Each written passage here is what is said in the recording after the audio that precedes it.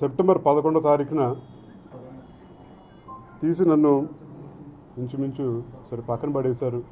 కొంత బాధతో ఉన్నా అలాగే దిగమింగుంటూ కూర్చున్నాను. అసలు తర్వాత నుంచి రకరకాల స్టేట్మెంట్లు, ఒకళ్ళు వస్తారు ఒక స్టేట్మెంటు, ఇంకొకళ్ళు వస్తారు ఇంకొకరు స్టేట్మెంటు.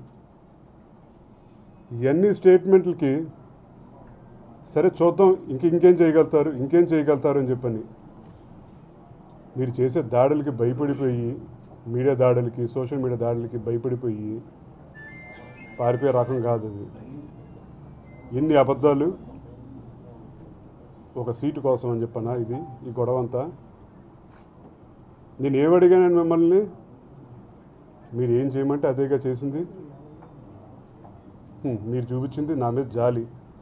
నేను అభిమానంతో ఉన్నాను మీ పార్టీలో, మీతో కలిసికట్టుగా ఉందామని చెప్పాను, కలిసికట్టు ప్రయాణం చేద్దామని చెప్పాను. కానీ మీరు ఎవడైనా నా కిందోడే, నేనే సర్వం, నేను చెప్పిందే వేదం. మీ పార్టీలో మీ మాట వేదం కాదంటలేదు, కానీ ఒక్కొక్కరికి ఒక అభిప్రాయం ఉంటుందని చెప్పని కూడా కనీసం తీసుకోలేని పరిస్థితుల్లో మీరున్నారు. అసలు అది వచ్చారు ఏంటి, అది ఎమ్మెల్సీ ఇస్తా అన్నారా నాకు? అది ఎవరు స్టేట్మెంట్ ఇచ్చారు? అది పెద్దలు మాట్లాడారు, రకరకాలు వచ్చి సంప్రదింపులు జరిపారని చెప్పాను.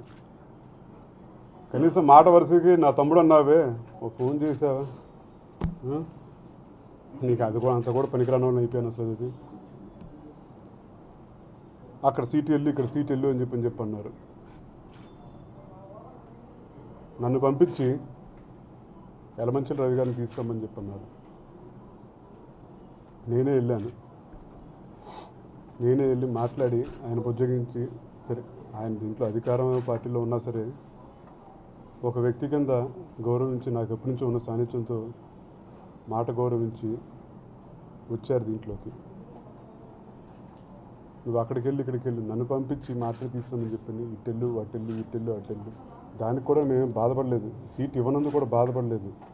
కానీ మీ సూటుబూటి మాటలు, రంగా గారు అనే వ్యక్తి జనంలో లేరు అని చెప్పని మీ భావన, అది చాలా పొరపాటు. అది రాధా అనేవాడు ఇమ్మీటర్లు అయి ఉండొచ్చు, కానీ రంగా గారు అనే పేరు మాత్రం ఇమ్మీటర్లు అని చెప్పి అనుకోవటం, అది మీకు అది తెలుగులో కూడా ఏం చెప్పాలో నాకైతే అర్థం కావట్లేదు.